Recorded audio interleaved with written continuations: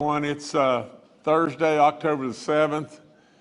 We've been going round and round lots of different stuff. I think Bob Ashley is retiring, and well, I know he is, and Bob we're going to bring back on a contract basis, and he's going to do work from time to time, but he's served his state very, very well in my office, and you know, we wish Bob the very, very, very best in every way, and I want to make sure that we mention that right off the get-go.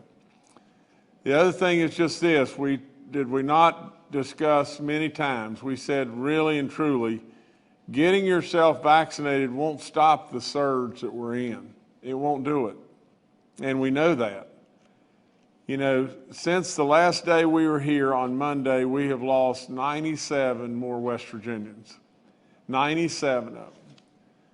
Now, with all that, you'll see that our numbers are getting better, which leads us to absolutely believe wholeheartedly that we have passed through the eye of the storm. But in getting to where we were at the peak, many of these folks were hospitalized, and we lost a lot of them. We're going to continue to lose some more and more, but absolutely please keep them in your prayers. Today we got lots and lots of stuff to go over, and it's going to take a little while today. It's especially going to take a little while for me to sit here and read 97 deaths to you. But absolutely, out of respect for all these people, I will absolutely do exactly that. And I'll offer up my prayers and Kathy's prayers and ask for all your prayers for all these great West Virginians that we've lost. We're heading right towards 4,000 deaths in West Virginia. And who knows exactly where it'll stop. But with all that and everything, we continue to pray. And we continue to know that God above will get us through this. We absolutely see our numbers getting better, but we've still got to be on our game and be on guard. The 3,770th death in West Virginia is a 75-year-old male from Pocahontas County. The 3,771st death, a 79-year-old female from Raleigh County. The 3,772nd death, a 52-year-old female from Cabell County. The 3,773rd death, a 74-year-old female from Berkeley County. The 3,774th death, a 94-year-old male from Cabell County. The 3,775th death, a 44-year-old male from Marion County. The 3,776th death, a 76-year-old female from Hardy County. The 3,777th death, a 65-year-old male from Berkeley County. The 3,778th death, a 57-year-old male from Fayette County. The 3,779th death, a 78-year-old female from Morgan County. The 3,780th death, a 71-year-old male from Wyoming County. The 3,781st death, an 81-year-old male from Cabell County. The 3,782nd death, a 65-year-old male from Marion County. The 3,783rd death, a 55-year-old male from Wood County. The 3,784th death, a 63-year-old female from Hancock County. The 3,785th death, an 81-year-old male from Marion County. The 3,786th death, a 63-year-old male from Marion County. The 3,787th death, a 57-year-old male from Hampshire County. The 3,788th death, a 90-year-old female from Marshall County. The 3,789th death, a 66-year-old male from Marion County. The 3,790th death, a 64-year-old male from Harrison County. The 3,791st death is a 69-year-old female from Cabell County. The 3,792nd death is a 62-year-old male from Summers County. The 3,793rd death, a 41-year-old male from Mercer County. The 3,794th death, a 64-year-old male from Mercer County. The 3,795th death, a 58-year-old female from Raleigh County. The 3,796th death, a 60-year-old female from Cabell County. The 3,797th death, an 87-year-old female from Marshall County. The 3,798th death, a 67-year-old male from Lincoln County. The 3,799th death, a 68-year-old female from Nicholas County. The 3,800th death in West Virginia, a 73-year-old female from Wood County. The 3,801st death, a 64-year-old female from Lincoln County. The 3,802nd death, a 74-year-old female from Raleigh County. The 3,803rd death is a 73-year-old male from Marshall County. The 3,804th death is a 66-year-old male from McDowell County. The 3,805th death is a 72-year-old male from Marion County. The 3,806th death is an 81-year-old male from Fayette County. The 3,807th death is a 69-year-old male from Boone County. The 3,808th death is a 71-year-old female from Cabell County. The 3,809th death is a 76-year-old female from Raleigh County. The 3,810th death is an 80-year-old male from Preston County. The 3,811th death is a 67-year-old female from Harrison County. The 3,812th death is a 72-year-old male from Hancock County. The 3,813th death is a 78-year-old female from Wood County. The 3,814th death is a 51-year-old female from Raleigh County. The 3,815th death is a 64-year-old female from Cabell County. The 3,816th death is a 71-year-old male from Fayette County. The 3,817th death is a 56-year-old male from Cabell County. The 3,818th death is a 78-year-old male from Kanawha County. The 3,819th death is a 56-year-old male from Fayette County. The 3,820th death is a 60-year-old female from Barber County. The 3,821st death is a 46-year-old male from Wood County. The 3,822nd death is an 81-year-old male from Hampshire County.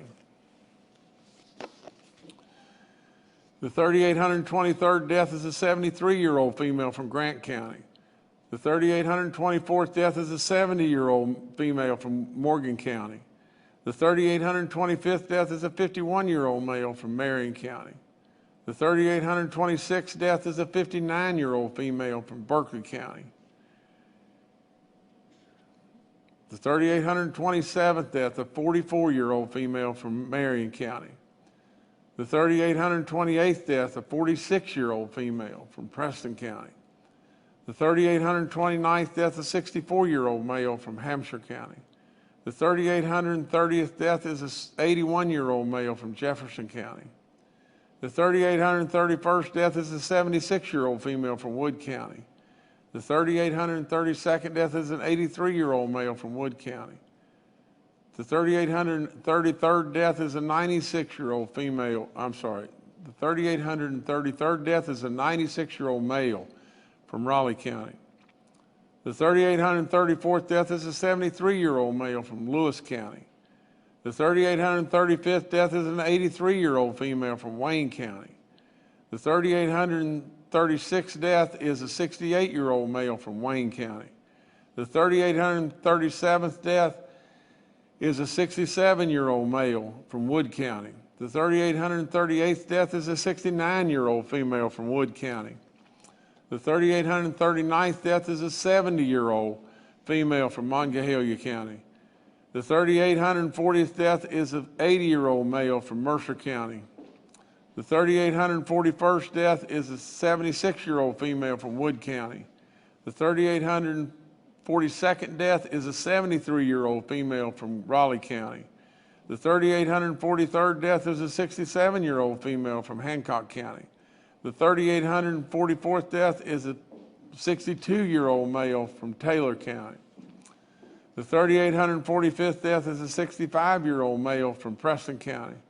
The 3,846th death is a 75-year-old male from Nicholas County. The 3,847th death, a 37-year-old female from Mercer County. The 3,848th death, a 75-year-old female from Raleigh County. The 3,849th death, a 63-year-old female from Preston County. The 3,850th death, a 68-year-old female from Ohio County. The 3,851st death, a 75-year-old male from Morgan County. The 3,852nd death is a 70-year-old male from McDowell County. The 3,853rd death is a 44-year-old female from Summers County.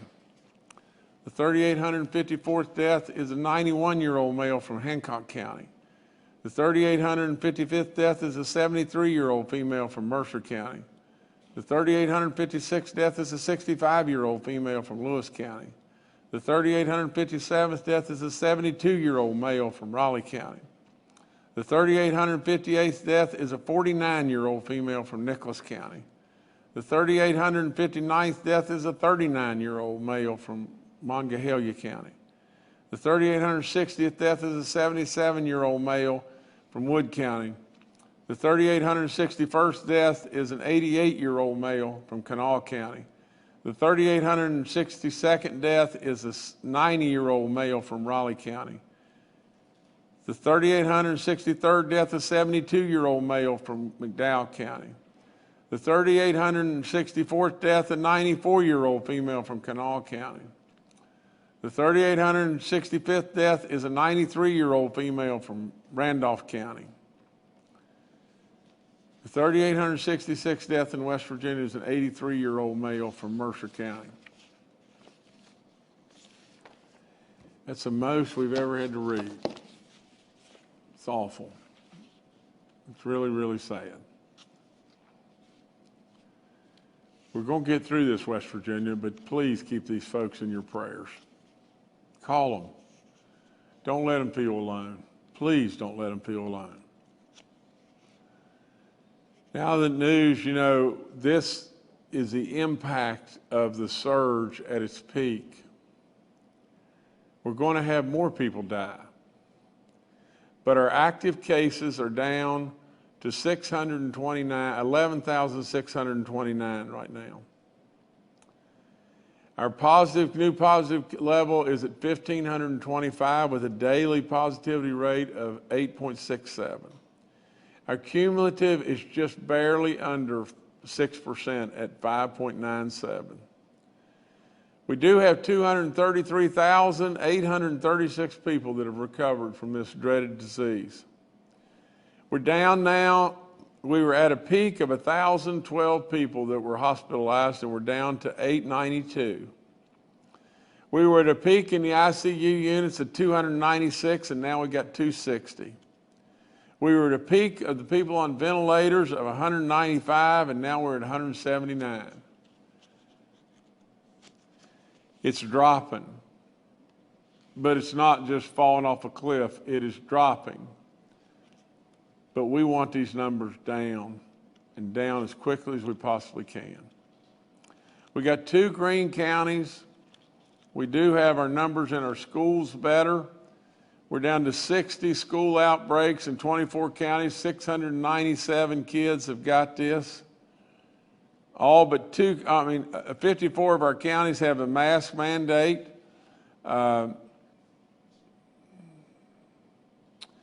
This is really important.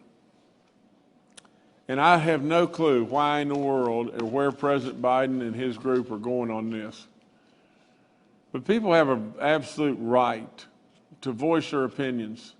We get to the point in time where we don't believe that parents should have some level of control and input, if not all, on what our kids are being taught in school. Where in the world are we going with this? Where on earth are we going with this?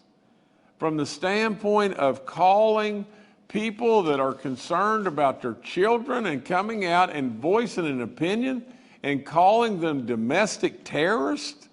Are you kidding me? I just can't fathom it. I can't fathom it. From the standpoint of our hospitals, like I said before, we're still teetering on about 20% of the folks that are in our hospitals have been fully vaccinated. That's all tied back to our booster shots. We know that when we got out of the gate really fast, and we know we've got people that are fully vaccinated and really maybe have not taken advantage of the booster shots and everything. The booster shots are leading the way, but you've got to get your booster shot. 18 and above, go get your booster shot. It'll cut down on those that are hospitalized, I promise you. A reminder again about all those 65 and above, you feel any symptom whatsoever, please just go get a test. If we catch this early, these antibodies will keep you out of the hospital. They'll absolutely save your life. I encourage everybody about wearing a mask. If you're indoors and you're compromised and you're 65 and above, or maybe 50 and above, and you're around a big crowd of people, you're indoors, you've got diabetes or lung issues or whatever it may be, think really hard about wearing a mask. It will help. It is not the end-all, do-all, but it will help. From the standpoint of what I've said over and over about our booster shots, they're available. They're absolutely available to all folks above the age of 18. Absolutely. If you're 6 months out from your last shot and you're Pfizer, you had the Pfizer vaccine, go get your booster shot. That Pfizer vaccine, 6 months out, has dropped off on the preventative level from probably 95 to 30 or 95 to 20. You need your booster shot. If you've lost your card, call us, get in touch with DHHR, they'll get you another card.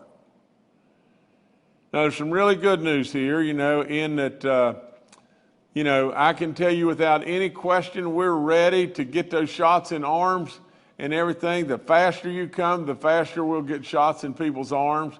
And as we led the nation in getting the vaccines out and getting them out, and in the arms of our people and saved who knows how many lives, surely a boat full of lives and everything.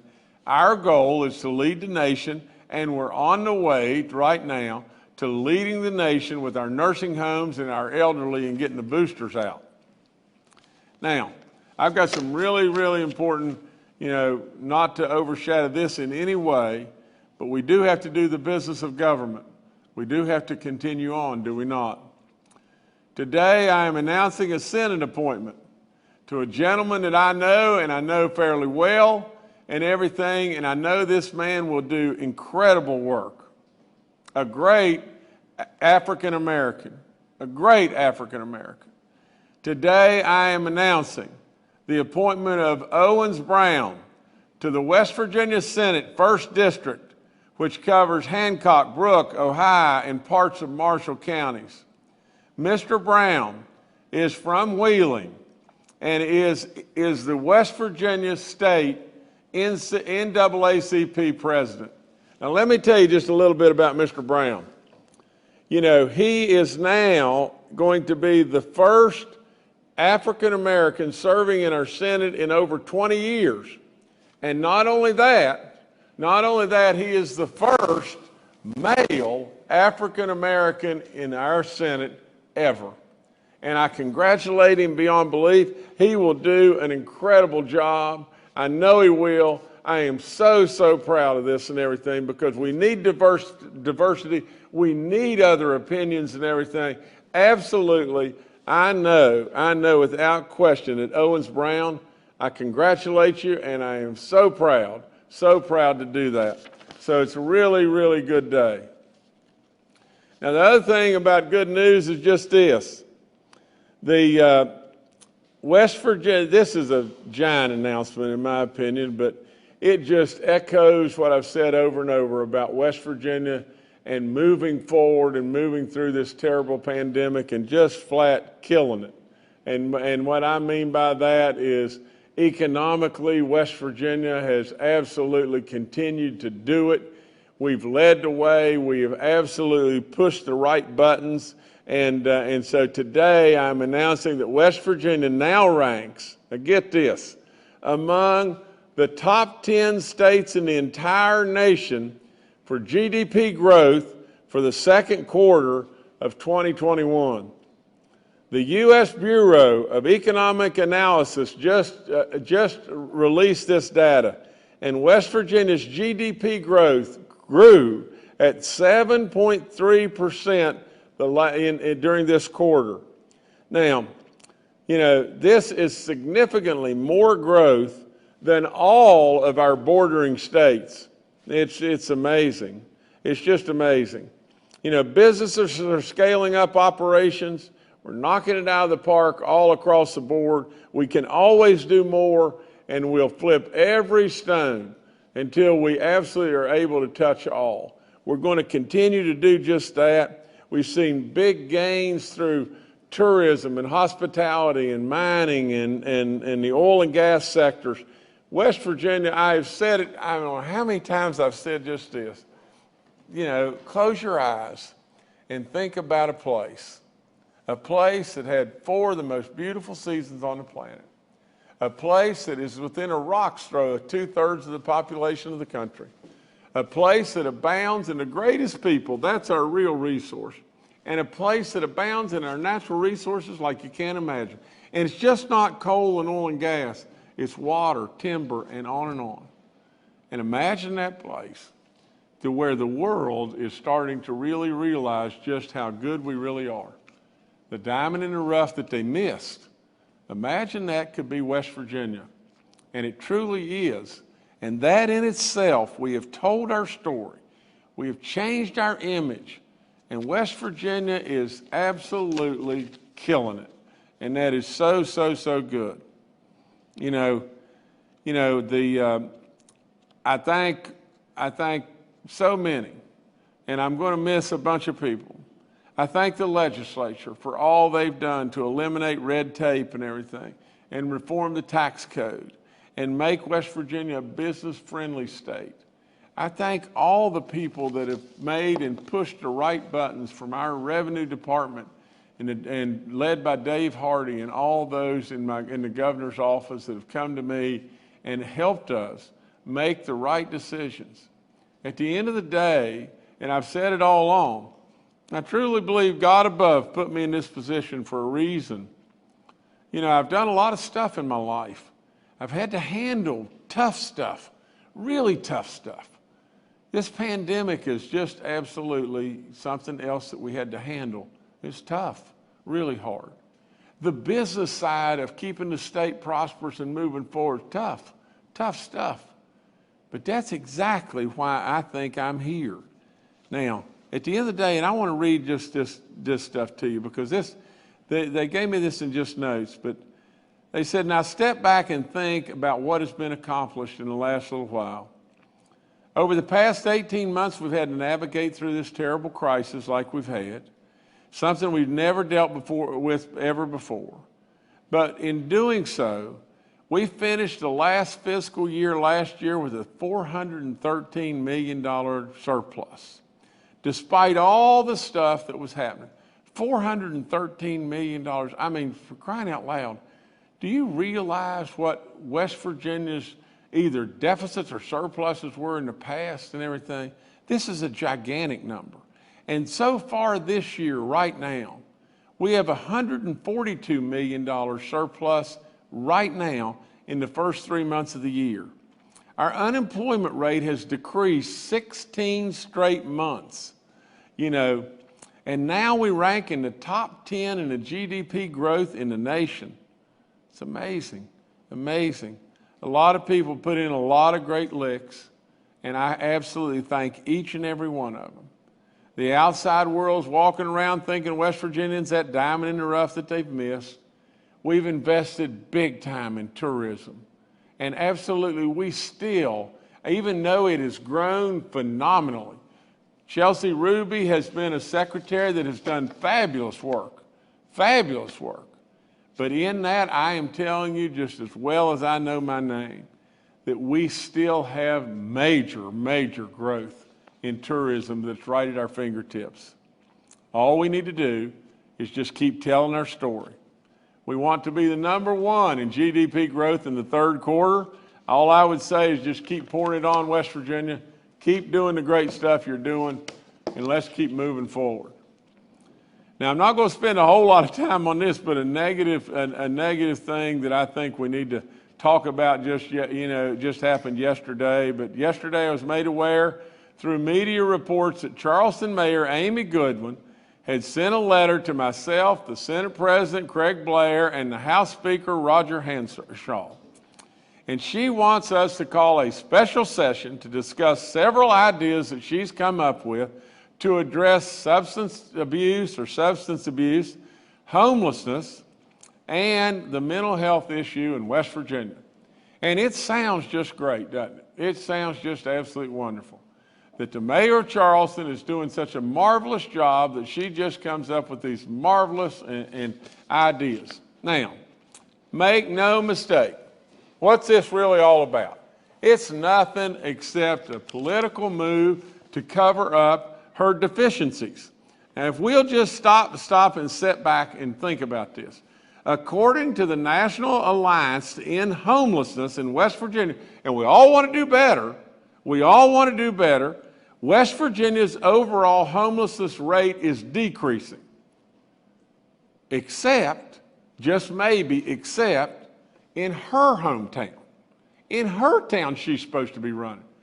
I mean, for God's sakes alive, if Amy Goodwin wants to do something, why doesn't she do something in Charleston?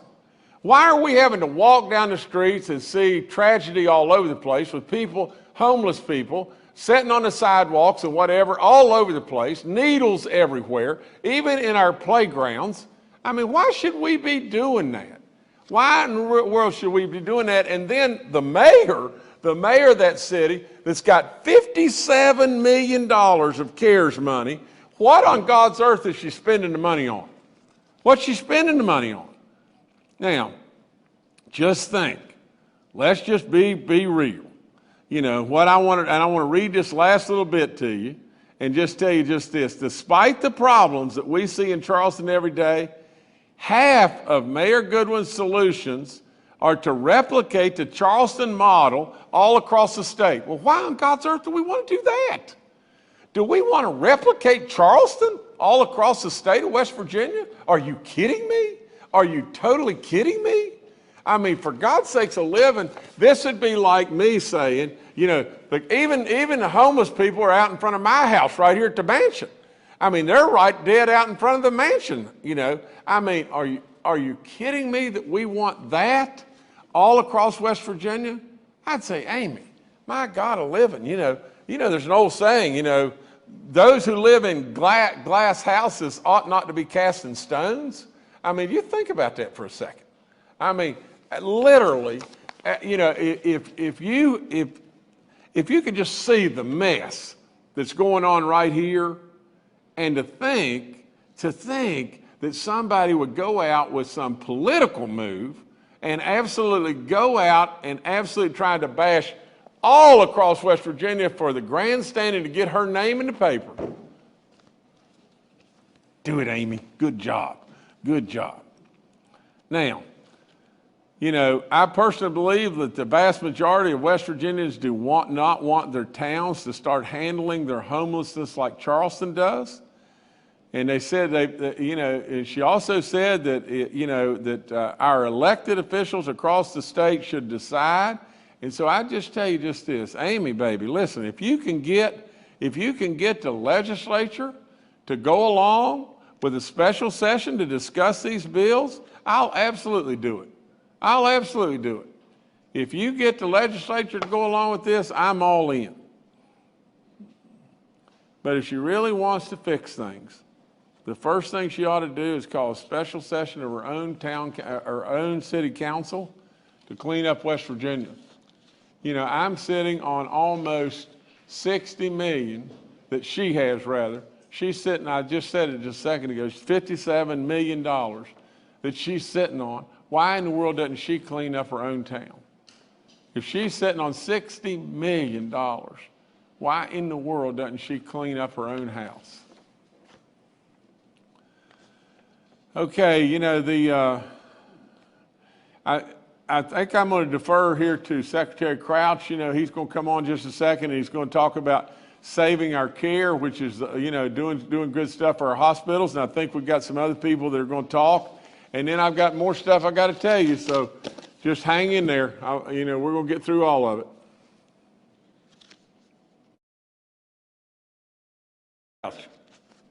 You got him, Jordan? Yeah, Secretary Crouch, we'll turn it over to you now. Good morning, everyone. Thank you, Jordan. Thank you, Governor.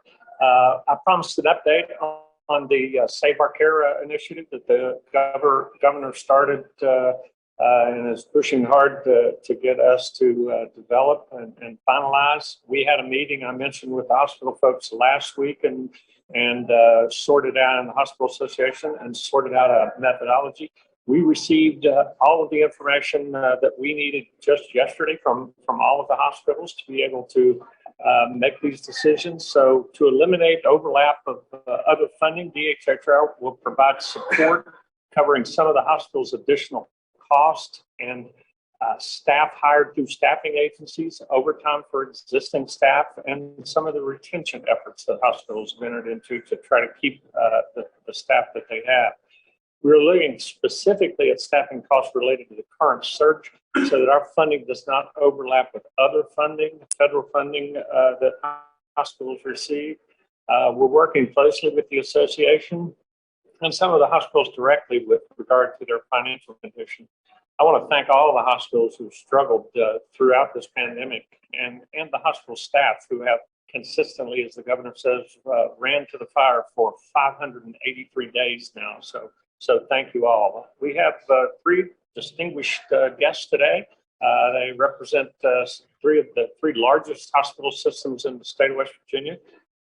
So I'd like to introduce, first of all, Albert Wright, who's President and CEO of West Virginia University Hospital Systems, and ask Albert to say.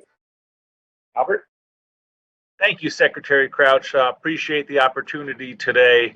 You know, this current surge has been the most challenging thing I've ever seen in my 25-year career of doing this. You know, just the number of COVID patients and hospitalizations that we've had. But on top of that, it's just the staffing challenges, and staff have been pulled all over the country and are traveling and trying to help out in other areas, and it's been a real challenge for us. So we appreciate you know, your efforts, Secretary Crouch, and especially the efforts of Governor Justice to recognize the challenges we're facing in this current surge and to help with some resources and funding, which will allow us to bring in some travel staff, will allow us to pay some overtime, and will allow us, quite honestly, to bonus some of our folks that we need to retain. So we'll do some retention bonuses and get through this. It's encouraging to see the numbers coming down. The cases in the state will come down a little bit quicker than hospitalizations, but I'm, you know, happy to see those coming down. And you know, if you know loved ones that work in our hospitals, please say thank you to them, because they're working hard, and I know we're very proud of our folks, you know, and at this point in our healthcare system, I'm proud to say we're looking at the numbers this morning, and our employees are about 90% vaccinated. So they're listening to the governor's message and the staff members of the governor and going out and getting those vaccinations. So I think that's encouraging and much appreciated. And I just have to applaud Governor Justice and his team of advisors for the great job they've done in leading the state through the COVID pandemic. The governor, along with yourself, Secretary Crouch, have been great partners when we've needed resources from the early days around, you know, personal protective equipment and booster shot or original shots, and now a lot of folks are getting boosters. You know, I speak on behalf of all of our employees and lots of hospitals around the state that we're very pleased and thankful for the governor's leadership.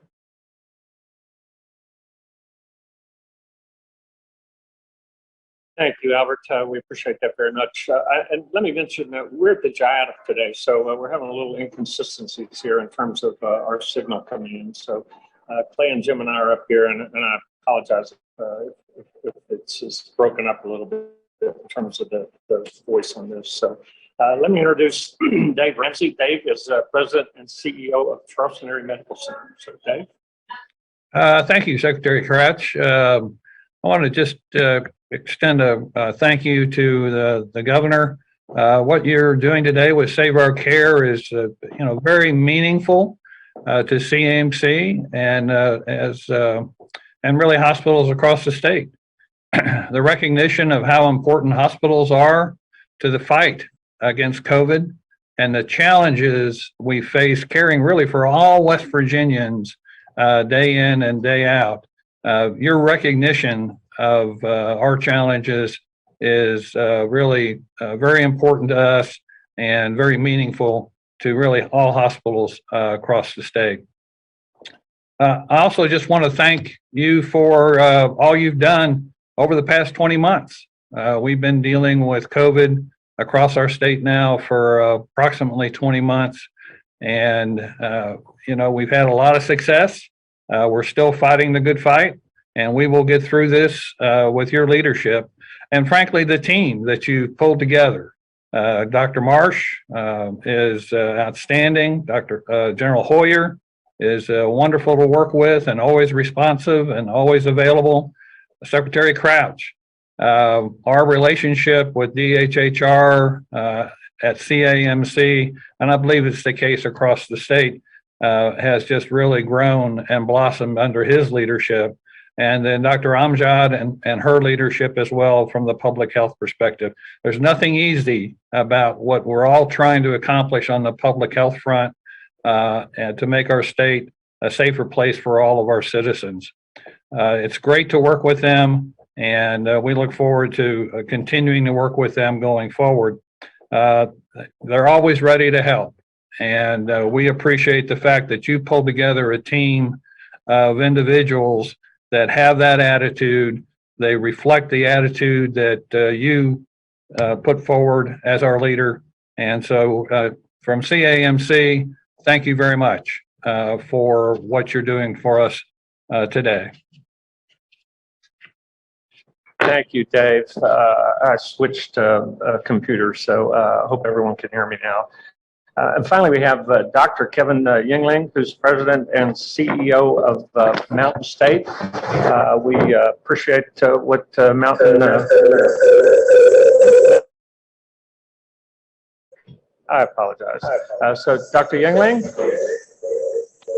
Thank you, Secretary Crouch. Good morning, Governor Justice, to General Hoyer, to clinical colleagues like Dr. Marsh, Dr. Amjad. It's a privilege to be here this morning. I have 3 points I'd like to make today. Governor, you've caught me on a practice day.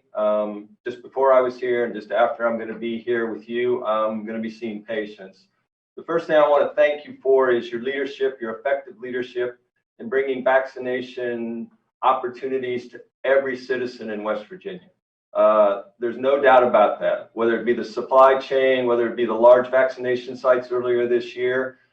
For example, it's now sourced to our office, to my office. Today, I will be administering, or we will be administering third booster doses to patients, and we have primary booster doses that we'll administer today in our office. It's effective, it's appropriate. Thank you for your leadership. It's been very instrumental. The second thing I want to emphasize is an appreciation to Secretary Crouch, to General Hoyer, and to you, Governor Justice. As an example, we are administering antibody infusions on a regular basis. The supply chain for that has been a little frustrated, but through the work of your leadership and those that I just mentioned, we are administering that on a daily basis. As an example, I was contacted this morning on my way in of a family of 5. All 5 members of that family are COVID positive. 3 of them are sick. And today or tomorrow, the adults in that family and a child over the age of 12 will be able to receive antibody infusion. You all really make a difference, and I just want to be able to share that with you. And the third point I'd like to make is that your efforts in identifying the crisis within the hospital systems is absolutely essential. I realize today that there's actually some similarity, if you'll accept that, between being a governor and being a physician. And that is, when I walk out of here, I'm going to have to make diagnoses and I'm going to have to prescribe treatments. A governor is expected to make diagnoses and prescribe treatments. And I want to commend you on the fact that you identified that the Save the Care model was necessary. That's your diagnosis. And the therapy for that is to address the crises within our hospitals, to address the issues that my colleagues, Dr. Wright and Mr. Ramsey, have expressed. The remedy to that is to bring support to the hospital systems that have been so engaged in treating West Virginians. I mean, every single day in hospitals like Ruby, Charles Area Medical Center, and those here in Huntington, there's an incident command center that's necessary to address all the staffing challenges, all the unit needs, and in essence, bringing quality and safe care to West Virginians. It's been an enormous effort. It has costs. It has human costs. It has financial costs. We appreciate the fact that you made the diagnosis, save our care. We appreciate Secretary Crouch's efforts to bring us the proper therapy. And I appreciate the opportunity to express my and Mountain Health's appreciation to you for all your efforts. Thank you. Thank you, Dr. Yingling, and thank all of you. We will be pushing the first phase of funds out within the next few days. So we hope to monitor things closely. We're looking to get information in terms of September staffing, and we will be working with you very closely. So we thank you all for your efforts and what you do every day. Thank you. Thank you, Jordan. Well, first and foremost, I naturally appreciate the kind words. You know, I really and truly am humbled to just think about all the work that's gone in and all the stuff that these great people have done. I mean, at the end of the day, sure, we're making the right moves as far as coming up with a way to assist and help in any and every way we can, and put a big priority on protecting our people and saving our hospitals. And so saving our care, yeah, that's great. It's great stuff. But with all of that, you know, what we should all do is just step back and just think about all the folks that have really gone right into the fire every single day to protect and look after each and every one of us. You know, the hard work of all this, the health community in general, at this time, with no playbook and all the stuff that they've done, it is a real honor. I don't know how to say it any better. It's been a real honor flying with you, and really at the end of the day, we're going to get through this. But these great people have done so much good. Take time to try to show your appreciation, because they have really, really, really run exactly right into the fire. With all that being said, again, I thank you from the bottom of my heart. Your words are very kind, but at the end of the day, your efforts of what you've done. My dad always said, don't confuse effort with accomplishment. But your efforts have accomplished, and they have accomplished so much, it's unbelievable. Protecting our people, absolutely the #1 priority. And I hope and pray that we've done that, and we've done that to the very best of all of our abilities, and that's what we're going to continue to do. And the only other thing I would say is just this, is if there's ever heroes in the world, it's these people. These people are true heroes. And so we should always, always remember that going forward. It's been a real honor. Now, you know, I've got one other thing is, you know, on just a little bit of a humorous note, I'm really glad that Secretary Crouch is able to operate this technology as well as he did.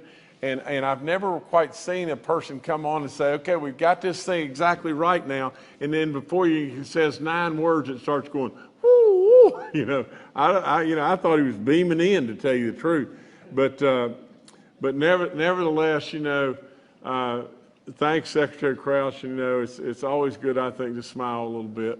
But the one thing I'd say is this. I was reading an article coming down here. I think I've got this right. I may have it wrong, to where across the country there had been 120,000 caregivers that were primary caregivers for kids that died in this terrible pandemic. And with that, what's happened, a lot of these kids have really drifted into foster care or whatever it may be. It's tragic in so many different areas. We need our prayers everywhere, everywhere. Now, again, and this one will be terribly humorous, but I've got with us today our curator of the arts in West Virginia, and this man does a phenomenal job. It's Randall Reed Smith, and you know, and Randall, from all of our hearts, and I mean it. He's stuck on all the time, and he does an incredible job. But today we're here to celebrate the National Yearbook Week. In 1987, President Reagan declared the week of October 4th the National Yearbook Week. In his proclamation, and I'm going to read this to you, school yearbooks not only chronicle educational achievement and school tradition, but are a part of them. For nearly 2 centuries, American students have produced yearbooks to commemorate the accomplishments of the school year and to compose a lasting record, written and pictorial, of campus, classmates, teachers, and school staff. In latter years, alumni treasured their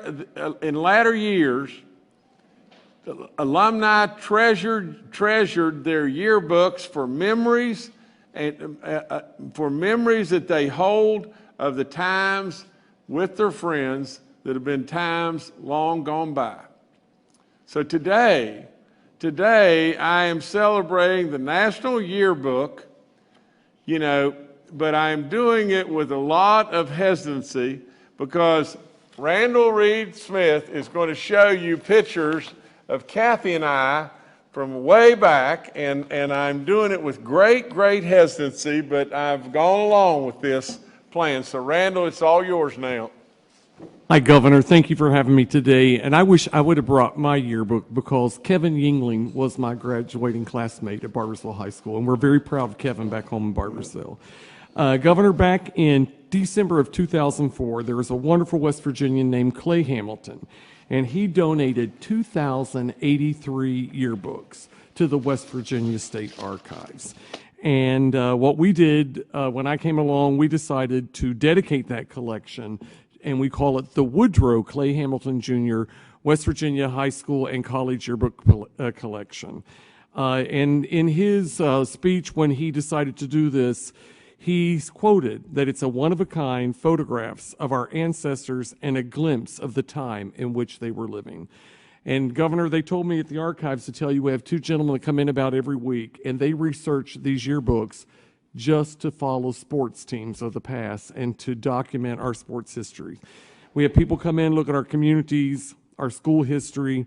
All 3 of my schools are gone. The buildings are gone, and we just had a high school class reunion, and we all brought our yearbooks, and we were laughing at the hairstyles, which we're going to show yours here in a second, and the fashion.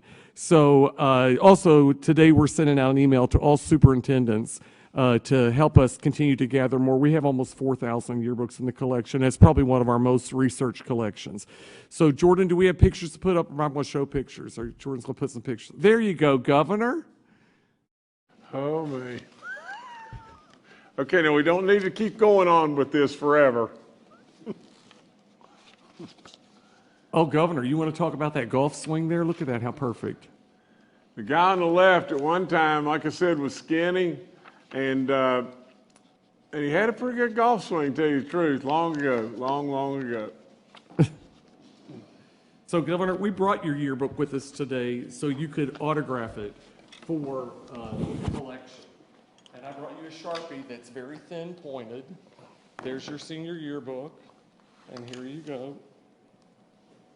Where am I going to sign this? Either with your name or there, wherever you want to sign it, Governor. Okay.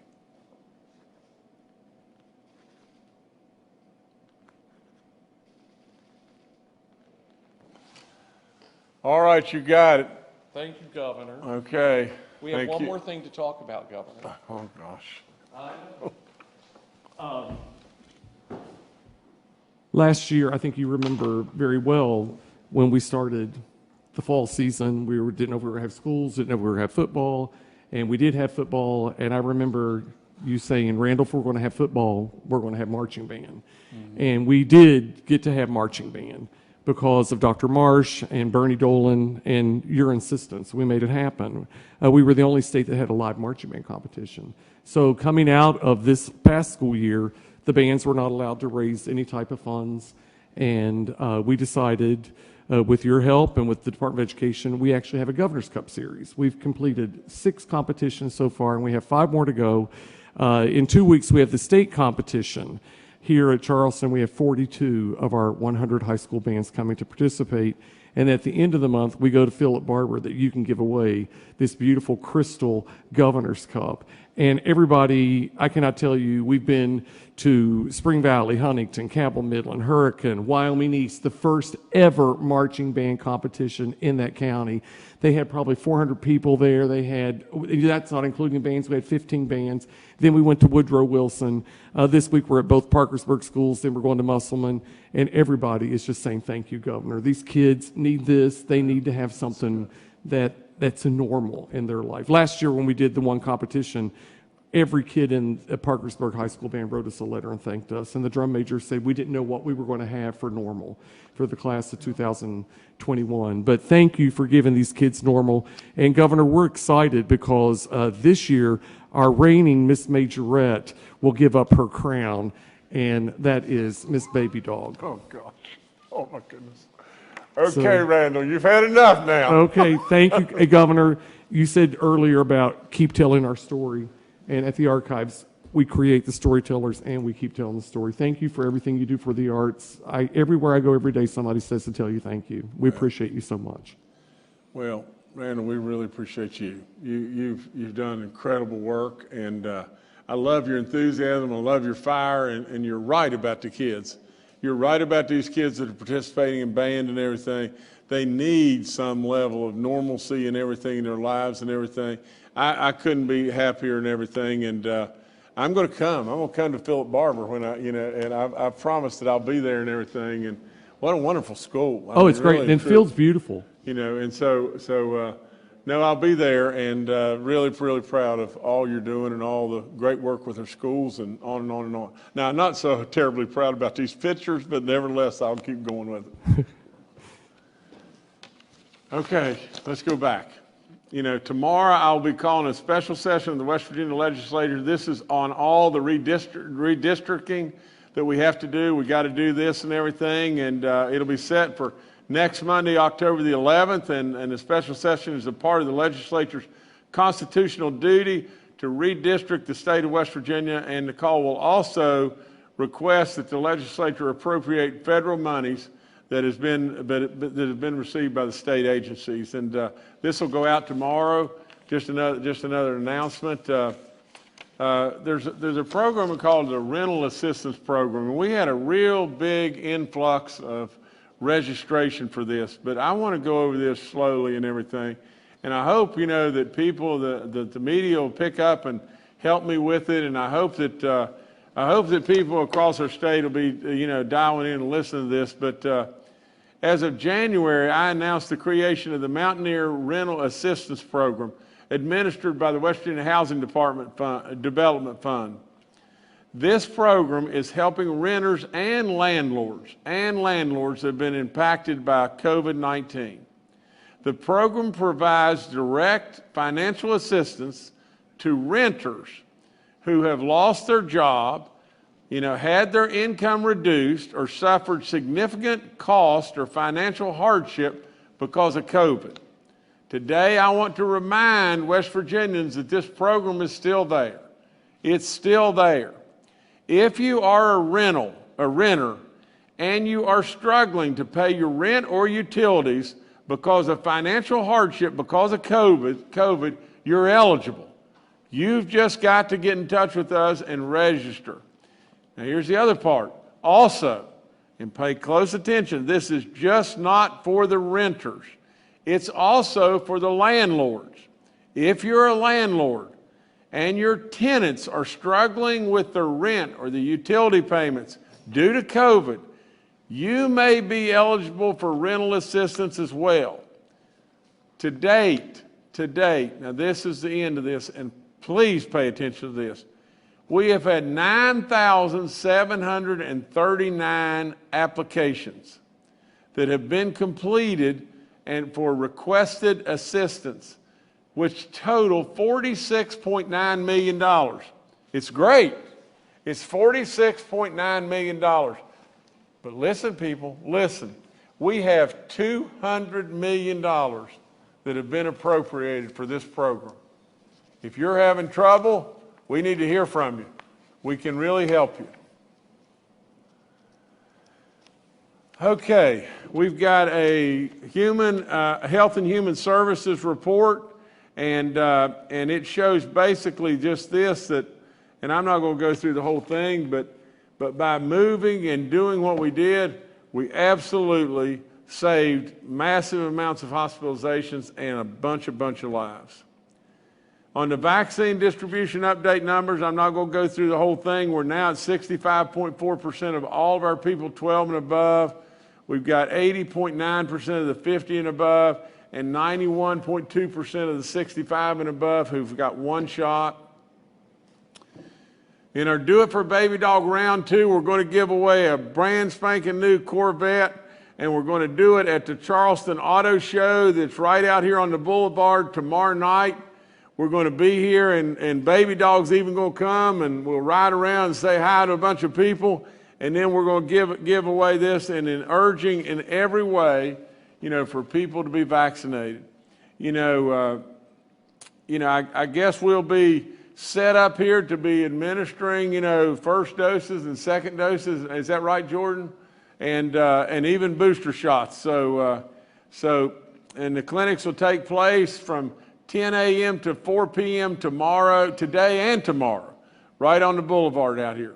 And so I appreciate, again, everybody working together, and I encourage everyone, at this show and everything to stay safe, and I hope we'll have a really good time there, and again, through encouraging in every way, in every outlet we possibly can, we want to encourage in every way to be vaccinated. However, we absolutely want to stand firm over the fact and be respectful of those that say, no, I'm not going to do that. That's their right. That's the foundation of our entire country. That's their right. Be respectful. Be great neighbors. Stay together. Love one another. That's what it's really all about. Vaccine eligibility, 12 and older. We need our parents and grandparents to help us get these kids vaccinated. It's going to get colder. There's going to be more situations in school. We've got to get our school kids vaccinated. We got 19,000 kids with our grand families. We need them vaccinated. Take advantage of the vouchers, $150. All the COVID-19, vaccine info's up on the hotline and everything. Absolutely, the testing is free. We thank Brooks, we thank Walgreens, and I remind you, get your flu vaccine. I got mine the day before yesterday. And so, or maybe it was yesterday, I don't know. But I just got mine, and so get your flu vaccine. All right, thank you, Governor. Our full panel of experts is joining us today and are available for questions. We'll now go to questions from members of the media. The first today from Charles Young with WV News. Hi, this is Charles Young with WV News. My question's for Secretary Crouch. I basically wanted to ask the same question I asked at the beginning of the week. Now that we've got these Save Our Cares payments going out, is the $25 to $30 million overall price tag that you said on Monday, does that remain accurate? And then also, what is the window for the Save Our Cares program? We said we thought we'd have to have it in place from 3 to 6 weeks. Do we have an idea of how long we need to keep the program in place? Thank you. Secretary Crouch, please. No, please. Yes. Hey, Charles. Thank you, Charles. We're pushing out about $17 million here in the next few days. We have Monday's a holiday, but we hope to have that out Tuesday or before. That is kind of the first phase. That's looking at August personnel costs. It's additional costs based upon staffing costs from staffing agencies, overtime, and as I mentioned, some retention costs that folks are trying to develop to keep people on board on staff of the hospital. So that's kind of the first phase of this. It took a while to get the August numbers in. This is a difficult time for hospitals. They're very busy, so it took a little while to get all of those numbers in. We didn't get those all in until yesterday, so we hope we get September's in sooner, and then we plan on pushing out a little bit more. In terms of the total, we're probably looking at more along the lines of $35 million at this point. We're using a variety of funds, trying to maximize federal dollars so that we can save our state dollars as much as possible as they're needed. So we're really looking at a little bit more than I said on Monday, and we're looking at a timeline of probably once we get the data for September, pushing something out again in another couple of weeks for hospitals. Again, they've been very patient, and the governor's pushed hard to get this done. It's a little more complicated than folks realize in terms of the state match. We also have to be very careful, and the hospitals have to be very careful not to, and I'll use the term double dip. If the federal government provides funds to hospitals, which they have, and those funds need to be earmarked for a certain purpose, our funding needs to be earmarked for a certain purpose. If we end up, if we end up making mistakes in terms of documentation on this, then we could, through an audit, be required to pull money back. So we're being very careful. The hospitals are being great partners with us, and we appreciate all they're doing with this. All right, thank you, Charles. Next, we'll go to Kenny Bass with WCHS and Fox 11. Hi, I'm listening to the listing of the West Virginians who died since your last briefing. 9 of the 96, I think, was the total number, were 49 years old or younger. Does that tell us anything about the Delta variant attacking younger people more seriously than the first wave and then the Alpha variant? Or is the suspicion there are comorbidities involved with those younger deaths that really have nothing to do with their age? Thank you. Okay, Dr. Marsh, it's you. Well, thank you, Governor, and thank you, Kenny.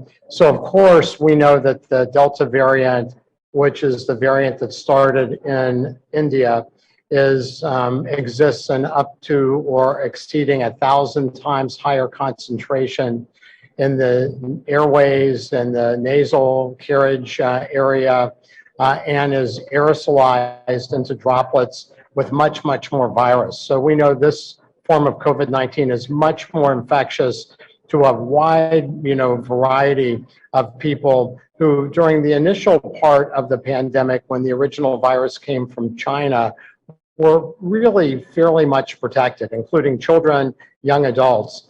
And we know, Kenny, that the rate of increase in the younger age groups has been fairly dramatic during the Delta spread in West Virginia as well as everywhere else in the world. So we are perceiving the fact that we are seeing some younger people die as a reflection of the much higher infectability and the bigger inoculum load that we are seeing with the Delta variant. But likely, the people that die do also have certain comorbidities that make them more susceptible to severe disease. The most important, other than age, is being overweight or obese. And that seems to be something that is really seen across the world. So we are carefully watching, our citizens, and that's why we really are so focused on recommending first and second vaccines for people that haven't had them, because these vaccines are very, very protective against the severe consequences of COVID-19. But also for people that are eligible, please get your boosters, because we know with the Pfizer vaccine, at least, the potency drops off pretty substantially after 6 months. Really good question. Likely the virus plus some comorbidities.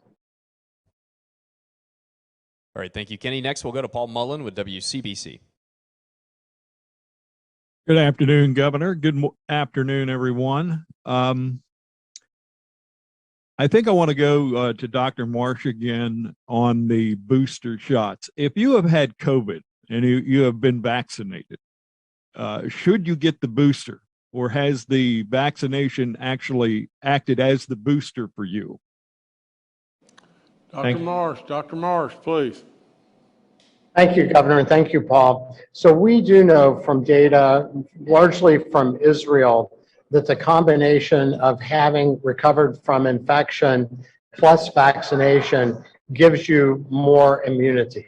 Now, the challenge is that we, on a person-to-person basis, don't know yet, how protected each person is, which is why we started with our nursing home population and did our assessment with the antibody study. We would be very much Paul, recommending that people be very careful because of the real severity of illness we're seeing with the Delta variant. And if you have had your Pfizer vaccine greater than 6 months ago and you qualify, then we would very much recommend that you get a booster vaccine, and that would be whether or not that you have had had native COVID or not. All right, thank you, Paul. Next, we'll go to Mark Curtis with Nexstar Media. Good afternoon, everyone. I want to follow up on the hospital issue too, and also get any update if we can on the supplies of monoclonal antibodies and whether they're increasing. I know our congressional delegation asked for them, but with regard to the hospitals, you had representatives from the three of the largest hospital chains in the state, yet we've had a tremendous problem with rural hospitals shutting down and closing or curtailing a lot of their care. What kind of money is available for the rural hospitals, the small independent operators, compared to the big chains? Secretary Kraus, please.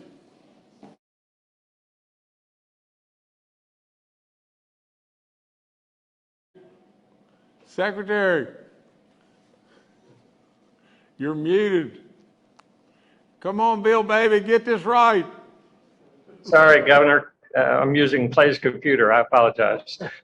Thanks for the question. Many of the critical access hospitals that you're referring to, those hospitals 25 beds or less in our rural communities, have also had staffing problems, and they're included in this in the governor's program here to Save Our Care. So we have critical access hospitals receiving funds just as we do the largest facilities in the state. So we had the three CEOs on from the largest systems. At some point, we'll have some folks on from the smaller systems as well. They're doing a great job out there in terms of monoclonal antibody treatment and taking care of folks in rural communities. So we don't want to leave those out. So Charles, I'm sorry, it wasn't Charles. It was, who? Mark. Okay. So thank you for bringing that up. Those folks are terrific and doing a great job in their communities. All right, thank you, Mark. Next, we'll go to Evan Bevins with Ogden Newspapers. Thank you. I wanted to ask, we talked a lot recently about the surging cases. I was wondering if Dr. Marsh or anybody else could address, kind of the mechanics of the decline we've seen. What were the circumstances that have led to this, steep decline in active cases? Thank you. Dr. Amjad, talk to us. Yes, Governor. So I apologize if the connection's bad. So we've seen a slight decrease in cases. I wouldn't say it's a complete sharp decline because, we're still seeing an after effect of that with people in the hospitals. But, we're going from an active caseload of maybe, 1,600 a day, 1,700 a day is dipping below 900. But I think what's happening with the Delta variant, as we've shown some graphs and we've seen graphs across the country, there's a huge peak and it dips down. I think the variant has kind of ran its course, but we're still seeing some cases out there. So we don't want people to think that just because we're seeing a less number that they need to let their guard down. They still need to get vaccinated. They still need to do all the mitigation efforts we discussed, because there is a time lag between the case numbers we see and the numbers in the hospitals of people getting sick. Thanks. All right, thank you, Evan. Next, we'll go to June Leffler with West Virginia Public Broadcasting.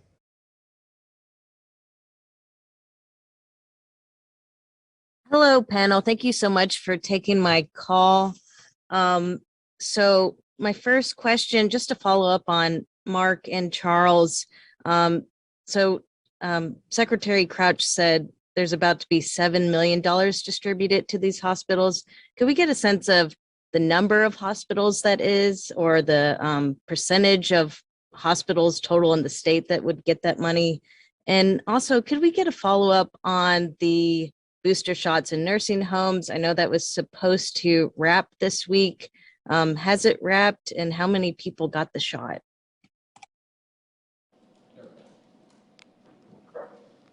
Governor? Yes, sir. Yes, June.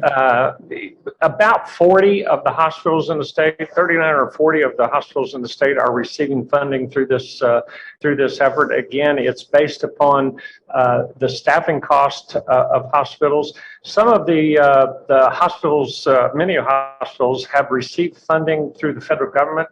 They are eligible now for phase 3 of relief funds through the federal government. So those funds are covering other parts of hospitals lost revenues. So that's why we chose the staffing costs. The governor pushed us to make sure we helped hospitals with staffing costs. Many hospitals, some of our rural hospitals, did not need that additional support out there. So that's why the number is lower than the number of hospitals in the state. We have about 21 critical access hospitals, and many of those have gotten funds as well, but not all. So thank you, June.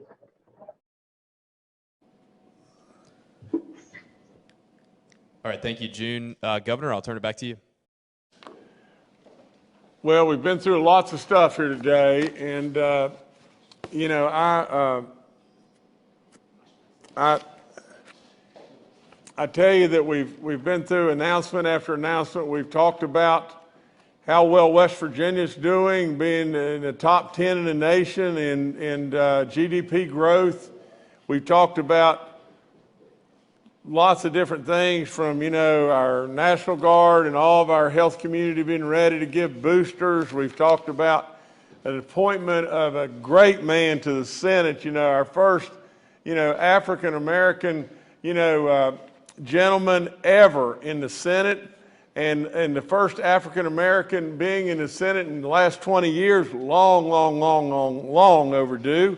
We've talked a bunch about, you know, the stuff about us trying to work with and help our hospitals. God forbid, we've even talked about yearbook stuff, and I wish we could have selected somebody else in regard to that. We talked about the rental assistance program, and it just goes on and on.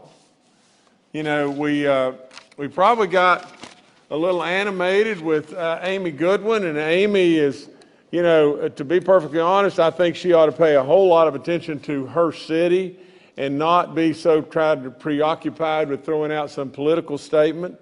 From the standpoint of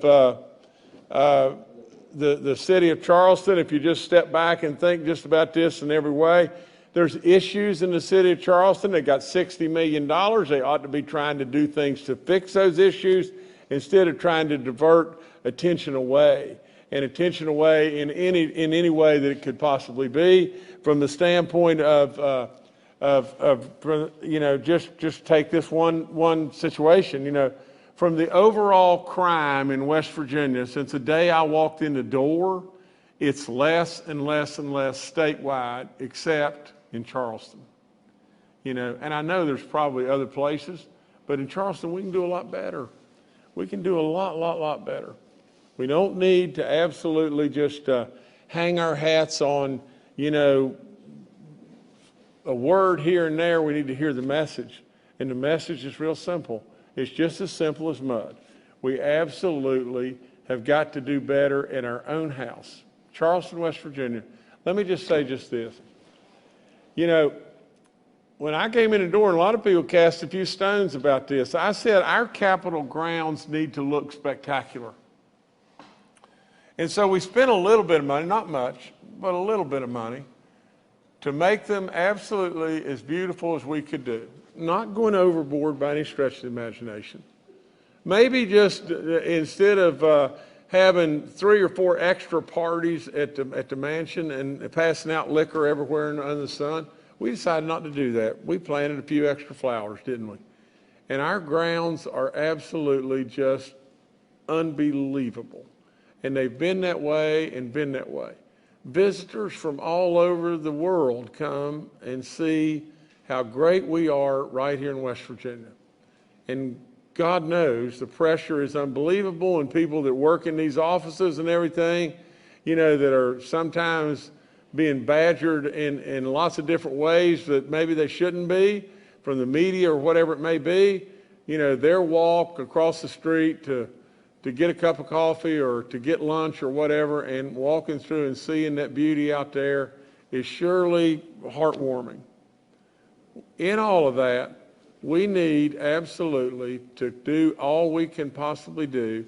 This is our state capital. This is our house. And we need to do all we possibly can do to make things better and better right here. So in all of that, I would tell you, just see and hear the message. We've got a lot of good things going on, but the underlying thing of all is just one thing. Nothing compares to, we lost 97 people. 97 people. I read through every one, and trust me, I don't read that because it's, you know, grandstanding or heartwarming or whatever. It is heartwarming, but it's tough because I hate it. I hate it really, really bad. I hate the fact that we've lost this wisdom, these good people. The other day we lost a 20-year-old, but it's really, it's tough stuff, especially when you know there is only one way out of this. There's only one way, and that's absolutely to get vaccinated. So I encourage you every day, and I'm going to keep on doing the same thing. Thank you so much. Appreciate you.